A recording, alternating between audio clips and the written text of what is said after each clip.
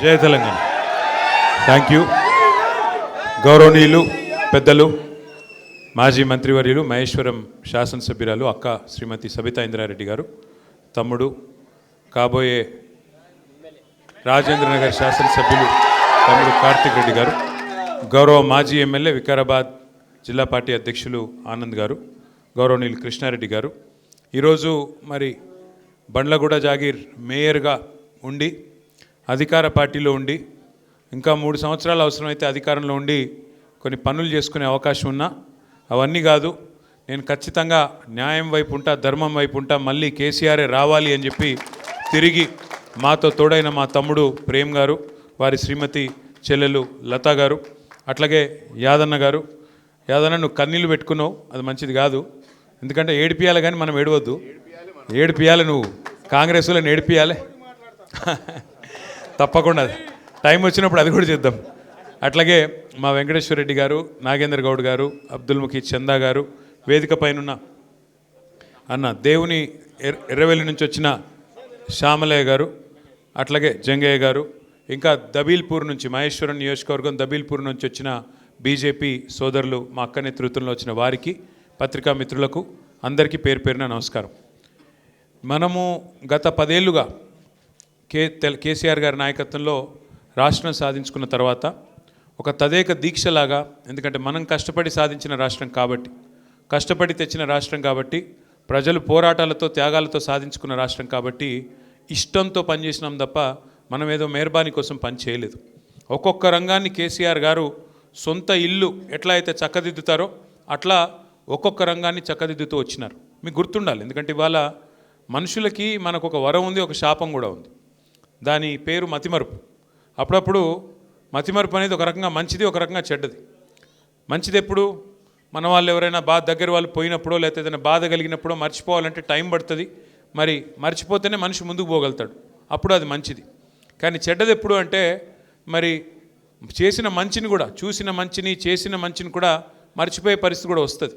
ఒకసారి గుర్తు తెచ్చుకోవాలి. అందుకే 2014కు పూర్వం హైదరాబాద్ మహానగరంలో, మన రాజేంద్ర నగర్లో కావచ్చు, మన మహానగరంలో కావచ్చు, కరెంటు పరిస్థితి ఏంది ఒక్కసారి గుర్తు తెచ్చుకోండి.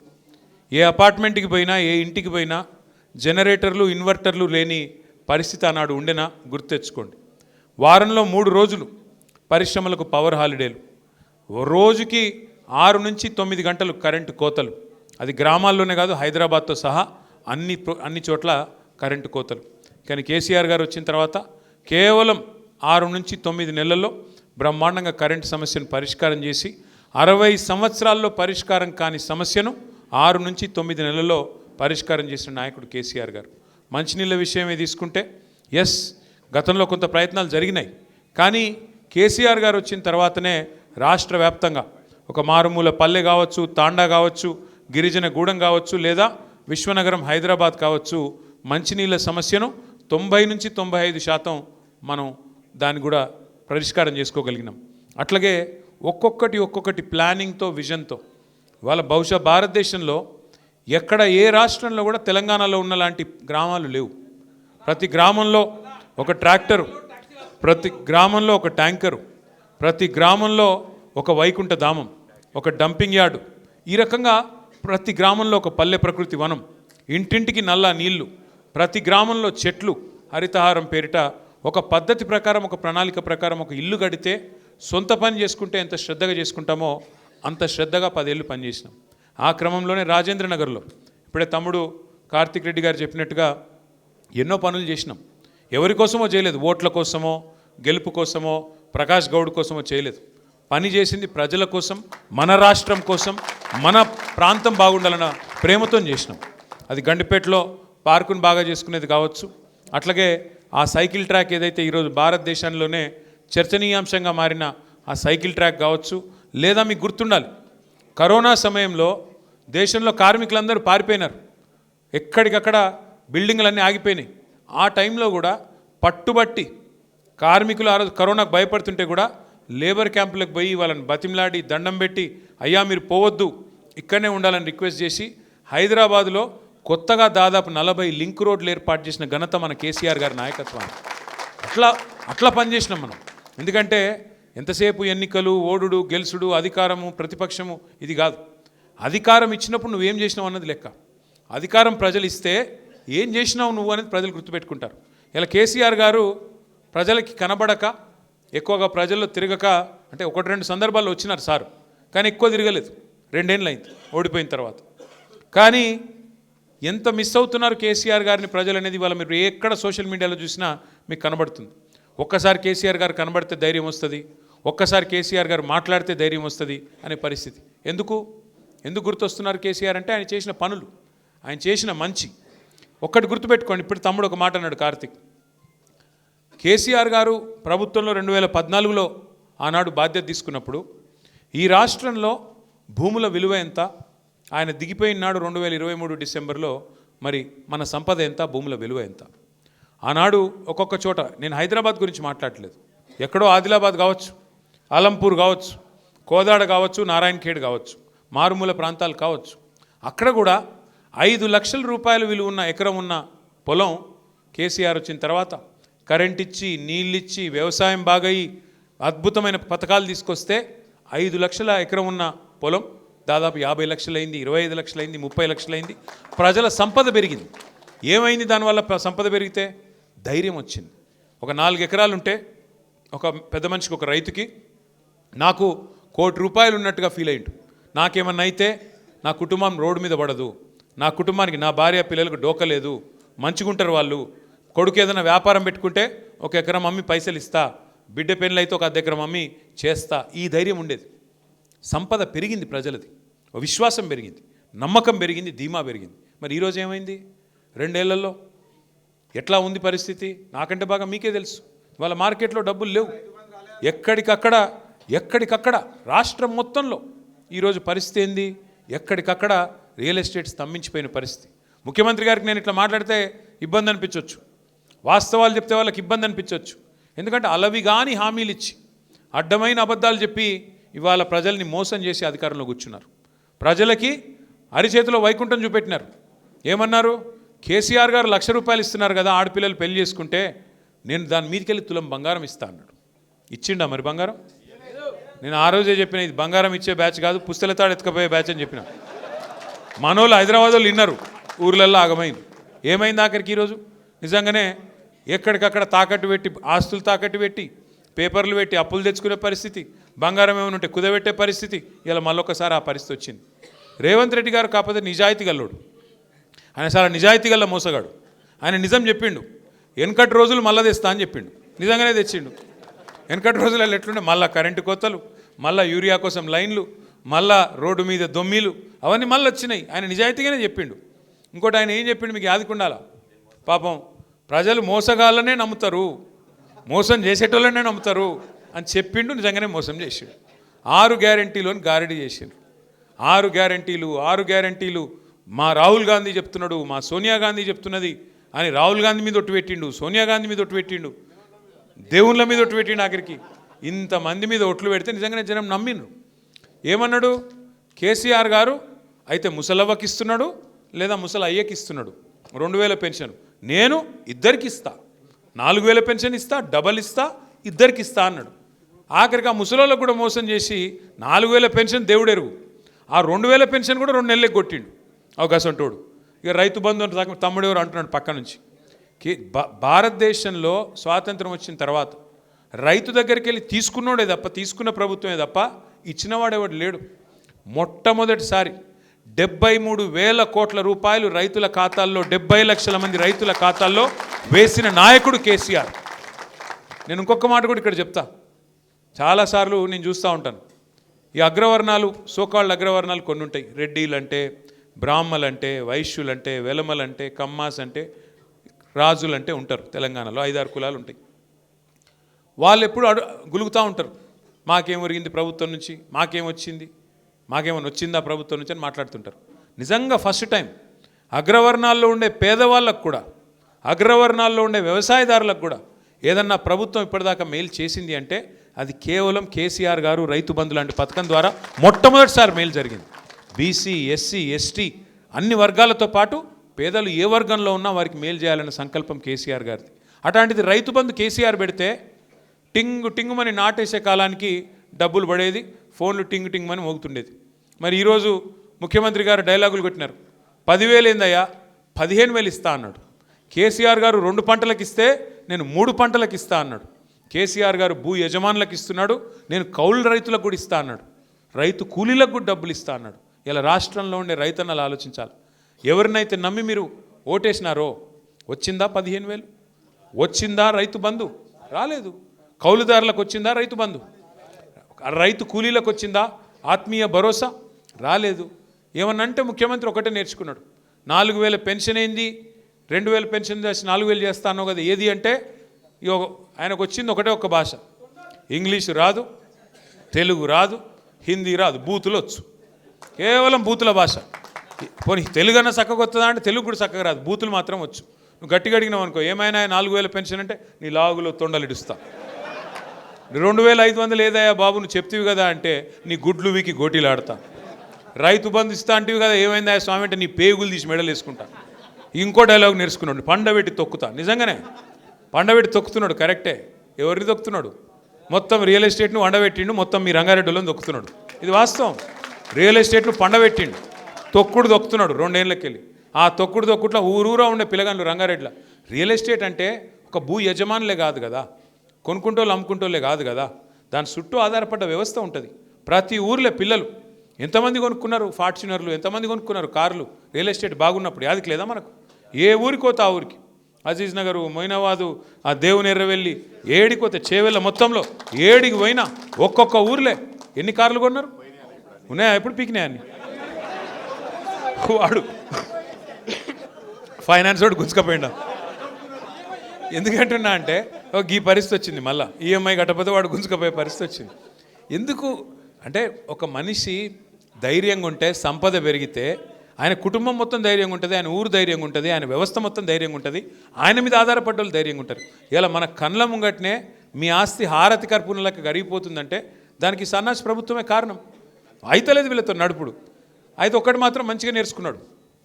ఏమైందా రేవంత్ రెడ్డి గారు, మరి 6 గ్యారెంటీలు అమలు చేస్తలేవు ఏం సంగతి అంటే, మొదలేమో ఎకిల్ నవ్వులు నవ్వి నేను లంకె బిందెలు ఉంటాయి అనుకొని వచ్చినా, ఇక్కడ లంకె బిందెలు లేవు అంట. ఇప్పుడు కొత్తది నేర్చుకున్నాడు ఒకటి. ఏంటిది? కేసీఆర్ అప్పుల పాలు చేసిపోయినాడు, అందుకే నేను చేయలేకపోతున్నా. ఒక్కసారి దయచేసి మనసు పెట్టి వినండి, ప్రతి ఒక్కరికి చెప్పండి. నేను చెప్తున్న మాట కాదు ఇది. భారత ప్రభుత్వం, కేంద్ర ప్రభుత్వం ఇట్లనే పార్లమెంటులో, ఎందుకంటే ఈయన ఇన్నిసార్లు చెప్తున్నాడు కదా, రేవంత్ రెడ్డి గారు అప్పుల పాలైపోయింది రాష్ట్రం, అప్పుల పాలైపోయిందని చెప్తున్నాడు కదా, నిజమేనేమో అని చెప్పి ఒక బీజేపీ ఎంపీ కేంద్ర ప్రభుత్వాన్ని పార్లమెంట్లో ప్రశ్న అడిగిండు. అసలు తెలంగాణ రాష్ట్రంలో కేసీఆర్ చేసిన అప్పెంత తెలుసండి? ఎందుకంటే డిప్యూటీ సీఎం ఏమో బట్టి విక్రమార్కనేమో 6 లక్షల కోట్లు అంటుండు, ముఖ్యమంత్రి రేవంత్ రెడ్డి ఏమో 8 లక్షల కోట్లు అంటుండు, జూపల్లి కృష్ణారావు 7 లక్షల కోట్లు అంటుండు. వీళ్ళకే శృతి లేదు మంత్రులకు. అసలు విషయం ఏంది చెప్పండి అని ఒక బీజేపీ ఎంపీ కేంద్ర ప్రభుత్వాన్ని అడిగితే, కేంద్ర ప్రభుత్వం రిజర్వ్ బ్యాంక్ని అడిగింది, కంట్రోలర్ అండ్ ఆడిటర్ జనరల్ని అడిగింది, కాగ్ని అడిగి మొత్తం లెక్కలు తీయమంటే వాళ్ళు మొత్తం హిసాబ్ కితాబ్ చేసి పార్లమెంట్లో సమాధానం చెప్పారు. ఏమని చెప్పిండ్రు?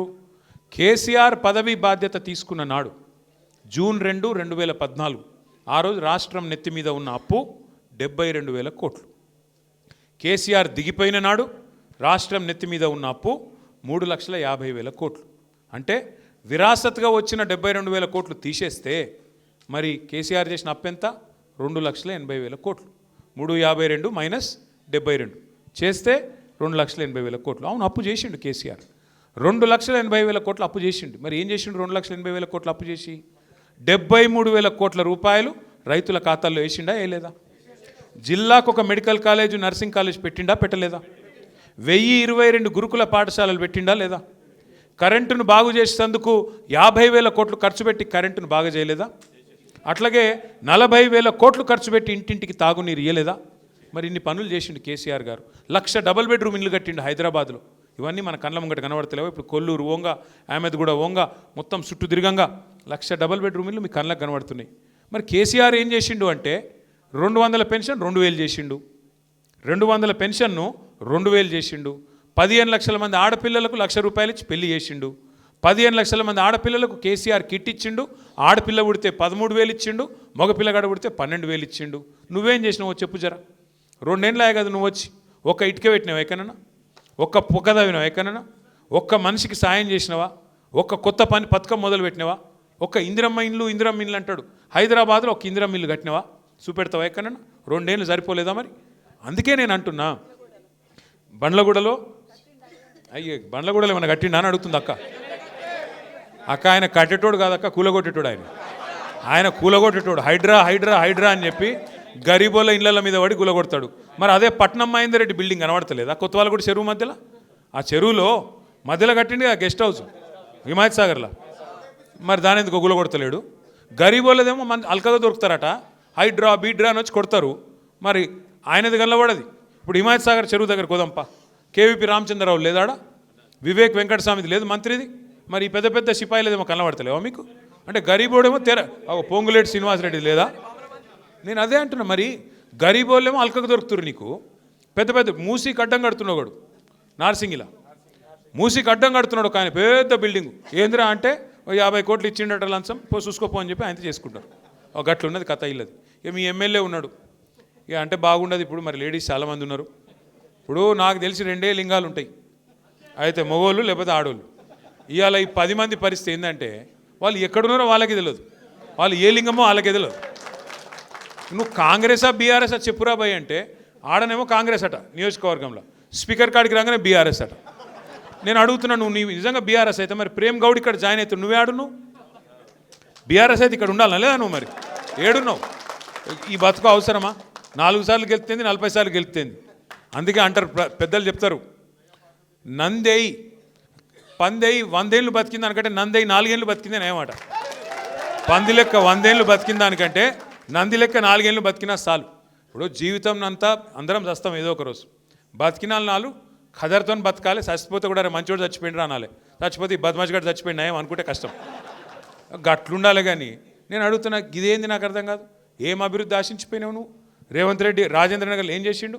మెట్రో రైలు. మేము గచ్చిబౌలి నుంచి శంషాబాద్కు మెట్రో రైలు మంజూరు చేయడమే కాదు, టెండర్ కంప్లీట్ చేసినాం, పైసలు మొత్తం పోగు చేసినాం, టెండర్ పూర్తయింది.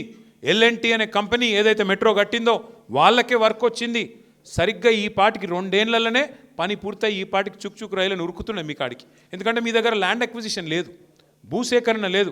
మంచిగా ORR పక్కెంబడినే తీసినాం తొవ్వ కూడా, అందులోకెళ్ళే పెడితే అయ్యిపోతుండే. ఈ పాటికి 18 నెలలు ఒడిచిపోతుండే, ఈ పాటికి మీకు రైలు కనబడుతుండే. ఈ రైలు రేవంత్ రెడ్డి ఎంత మూర్ఖుడు అంటే ఆయనకు తెలియదే అర్థం కాదు, చెప్తే ఈనాడు. ఆయనకు నేను చెప్పిన అసెంబ్లీలో కూడా, అయ్యా నీకు అర్థం కావట్లేదు ముఖ్యమంత్రి గారు, అది ఎయిర్పోర్ట్కు రైలు అంటే ఎయిర్పోర్ట్కు పోయేటోడు ఎక్కడరా అయ్యా?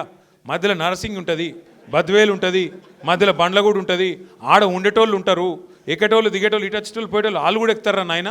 ఓన్లీ ఎయిర్పోర్ట్కి పోయి ఎయిర్పోర్ట్కి వెళ్ళి వచ్చేటోళ్ళు రారు అని చెప్తే మేమే బెబ్బెబ్బే తెలియదు పీకదు. అంటే ఇంత అన్యాయమా? రాజేంద్ర నగర్ నియోజకవర్గం బాగుపడుతుందంటే నీకెందుకు బాధ?